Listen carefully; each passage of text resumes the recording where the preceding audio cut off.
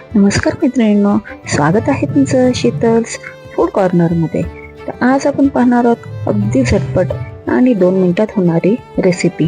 म्हणजे जेव्हा आपण पाणीपुरी खातो, पाणीपुरी खाल्ल्यानंतर शेवटला पाणीपुरीवाला भैया आपल्याला जे सुकी पुरी देतो त्याच्यावरचा काळा मसाला, ती रेसिपी आज आपण पाहणार आहोत. चला तर मग सुरुवात करूया. त्यासाठी इथे मी 1 वाटी धने घेतलेले आहेत. ते आपल्याला अगदी लो फ्लेमवर 5 ते 6 मिनिटं छान परतून घ्यायचे आहे. धने एकदम आपल्याला काळेही करायचे नाहीयेत, परंतु छान सर्व बाजूने भाजले गेले पाहिजेत. असे आपल्याला छान असे हे धने मस्त परतून घ्यायचे आहेत.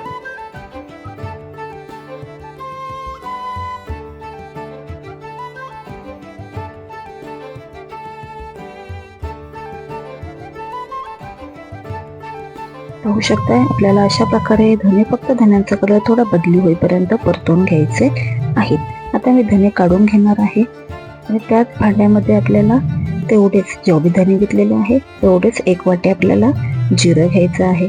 आणि जिरंही असंच लो फ्लेमवर आपल्याला हलकं परतून घ्यायचं आहे. लक्षात ठेवायचं आहे, जाळायचं नाहीये, नाही तर कडसर चव आपल्या जिऱ्याला येऊ शकते. अशा प्रकारे जिरं आपलं पाहू शकताय छान असं भाजून झालेलं आहे. आपल्याला अगदी छोटासा तुकडा दालचिनीचा इथे भाजून घ्यायचा आहे. अगदी छोटासा तुकडा. दालचिनी जास्त वापरली तर मसाला गोडसर होऊ शकतो. आणि 1 चमचा काळी मिरी इथे भाजून घ्यायची आहे. छान भाजून घ्यायची आहे. आता हे आपलं सर्व भाजून झालेलं आहे. ते आता थंड झाल्यानंतर आपल्याला मिक्सरमधून वाटून घ्यायचं आहे. अगदी त्याची पावडर फॉर्म करायचं आहे. पाहू शकता अगदी पावडर झालेली आहे.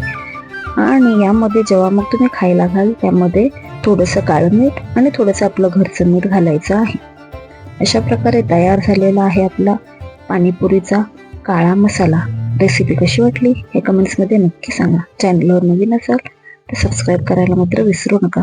आठवणीने चॅनलला सबस्क्राईब करा. चला तर मग भेटूया अशाच एका नवीन रेसिपीसह. तोपर्यंत नमस्कार.